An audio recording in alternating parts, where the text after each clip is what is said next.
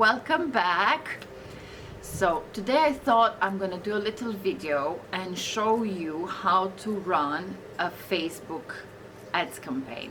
I use them for my photography business, for my prop selling business, and now with the new dropshipping online adventure that I started just a few days ago, I also decided to do a couple of ads just to see what product works better, which one gets more attention, how many clicks I get on different ones. So I'm gonna run you through how to start a campaign, how to set your audience, the country you want the ad to run into, and your budget as well. If you have any questions, just give me a shout, write a comment. I'm more than happy to help. If there's anything you think I missed, I am not an expert in this.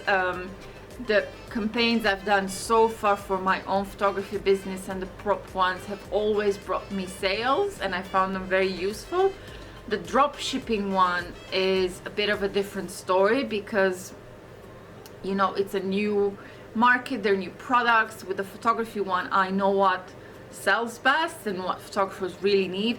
So this is a bit different, but I really think you would all benefit from knowing how to do this. I know some of you have difficulties making these campaigns and ads, and I thought that I might be able to help you. Yeah? So let's get started. Welcome back. I have opened my Facebook page. So we're gonna do it for my dropshipping business. I've made a Facebook page for the website, which is also called Shopping Colors UK. My photography business is Life in Colors, so for me everything's very colorful, so I thought I'll just keep with the brand, hence the title. This is my page. So you can see I've got two ads running, the one with the t-shirts that I've done with a good friend of mine, that I've started yesterday and finishes in 4 days, and then I also have this one for a completely different product, pancake maker, which I bought for myself as well. I've started the ads 3 days ago, 2 days left, and it's showing me how many people have been reached and how many clicks they've done. Okay, so let's see how we can start a campaign, how we do it, and then we look at analyzing a bit the numbers and what we actually get from Facebook as data with regards to how our money is being spent. So let's say we're gonna do these funky, colorful, handmade products that I really love and bought half of them for myself. The easiest and most obvious way to do it is you boost your post.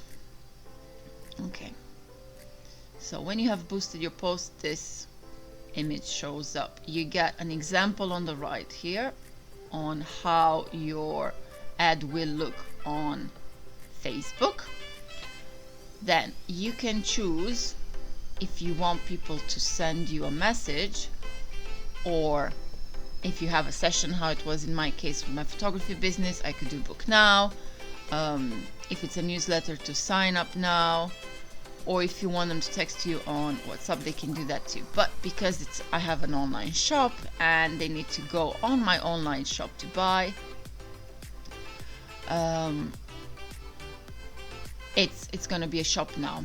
Then you input the URL that you want them to land on. Now you can either do your home page, or what I've done in the actual ad is the actual link to the products. So when you do sell an item, you want the link to lead exactly to the item. If you put your home page or a different destination, the clients will not know where to look, they will not be bothered to look, and you will lose the sale. So be as specific and clear and short with what they have to do as possible. Don't write long messages, there's not enough space. You need to put a call for action, which means you need to tell your clients to do it now The offer is for now. You have limited stock. It's going to run out soon. Get them excited and get them to go and click on your product now, not later. And be very specific where the link leads to, yeah? Because of the button, it says here that you might crop, so I'm just going to crop my image. I'm fine with, you know, they say it's going to look better if it's square, then we can just make it square. Then let's see which way, this is just an example. Let's put it this way, it's more colorful. Because obviously when they're going to show mostly on the phone, so you want them, hence it looks long like this. You want them to fit better and look better, yeah?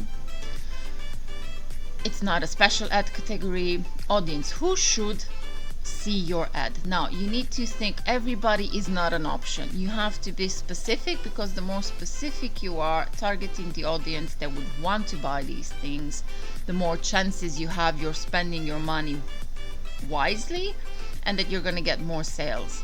So if you sell a woman's product like a bra, for example, you don't want your audience necessarily to be men, because, you know, they might now know the size and they might not know what to buy. So try and be specific with who you would like your audience to be. Mine from the previous, because the last time I put my t-shirts, the birthday t-shirts on, my settings are obviously for the United Kingdom. I want to keep things simple. I've put the ages between 16 to 45, because I found that tends to be a good gap for this product. But usually if it would be like for the pancake maker, I've put a different age gap. I've put 22 to 55 or 60. You need to think who goes on, because most people use the phones, right? That's where the most sales come through. And so you have to try and be as specific as possible with the age, gender, and so on. So how you can do it is you just press the button to edit, and then it shows you if you want your ad to be for everybody, just men, just women. You choose the age gap here. See, if you move it across, you put it like this.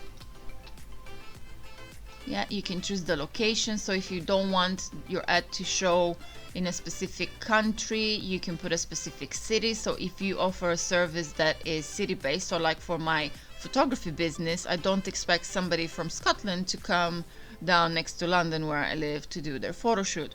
So I have added specific cities around myself that I think people would be willing to travel to reach me. So you can adapt the location to whatever you need. And then detailed targeting is, I've put for the t-shirts, you know, anniversary within 30 days. So people that have birthdays coming up, or friends with birthdays that have friends of people with birthdays. It's a bit complicated. So it can be very specific. So you can put different interests. If you go to browse, you can see the demographics. So if they're, you know, at university, you can put different life events. So if it's somebody that's celebrating an anniversary or a new job, relationships, work. So you can find all kinds of interests as well, entertainment. So if your product is selling games or movies or music, you know, you can be a bit more specific who sees your ads, and then do it that way. Confirm. Yes, we're fine. I'll just leave it. People who like your page. So the audience is going to be new people, because the people obviously that like your page and they're your friends, they can see these products on your page anyway. Then you can choose the duration of the ad, so how many days you want it to run for, and then it automatically tells you what the end date is, which is going to be Valentine's Day, and your budget, right? So it can be higher, lower, you decide, and then Facebook tells you it's within the recommended range. And you'll see that your ad's going to run on Facebook, Messenger, and Instagram. And literally that's it. It also tells you, depending on the budget you set, it shows you here how many people are estimated to be shown your ad, and on average, this is a presumption, how many people are gonna click on your ad. Yeah, and that's it. All you do then is press boost, post now, and you wait to get a notification from Facebook that your Facebook ad has been created. Now once your let's get out of here. Once your ads are going to be created, you go in your ad center, and this is where you can see the ads that you're running and the information that you get about these ads. So you can see that the pancake one, the one that I started 3 days ago, have reached 10,886 people, out of which 259 have clicked on my website, and this cost me £21 out of my £40 budget. Now the way it works is that it spreads this budget daily. Yeah, so it would work out that if I had 5 days, £40 in this period, so I have £8 a day that I'm spending on this. So once you run out of that spending cap on a day, then they don't show the ad anymore. So the more you're budgeted, the more people see it, but it depends on your finances and how far you want to stretch it out. And then you can go, whereas with the t-shirt one that I've posted yesterday, 1,569 people were reached, out of which 52 clicked, and I spent £7. So in a way, it's a good comparison to see, you know, how many people, which one's more popular, because depending on the item you promote, the cost per clicking is different as well. So it's not a standard price for every item you post when it comes to when people click. When people click, that's when you pay for that click. That's how it works, right? So every time somebody clicks, that costs you money, and depending on what product you advertise, it costs differently, just to make it more complicated. So if we look at results, for example, we can see again how many people, cost per click. So it's 13p, which is quite high, I would say, because if we would look, I've looked before, so if we would look at this one, it's 8p, just so you can understand and see the difference, right? Okay, so you see that there has been post engagement, how many people actually looked for the whole length of the video, and how many clicks we had to my website. Then it tells us, out of these 1,566 people that have been reached, what ages they were. Don't know why some are 13, didn't click on 13, but it's an age gap, so 16 is there. So you can see that most of them, let's say, would be between 25 and 44 age. And yeah, it's still active, and it shows my billing period, and you choose where you want the money to come out of for that as well. And that's it. And then you can see, you know, you can keep a check on this, you can track, you can analyze. The more you run a product, the more chances it has of it selling and performing better. So even after these 5 days, I'll probably give it another run. I did not have any sales through yet, which is new.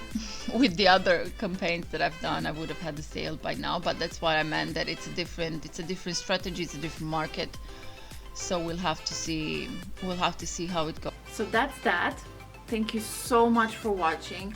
If you found it useful, please give it a like, please subscribe. It really helps a lot. If you'd like to see more, let me know what would interest you. I'm gonna try and make some more business related videos, online business related videos, anything that I find that helps myself, I will try and do a video on, hope that it will help you as well. Thank you very much for watching, and I'll see you again later. Bye.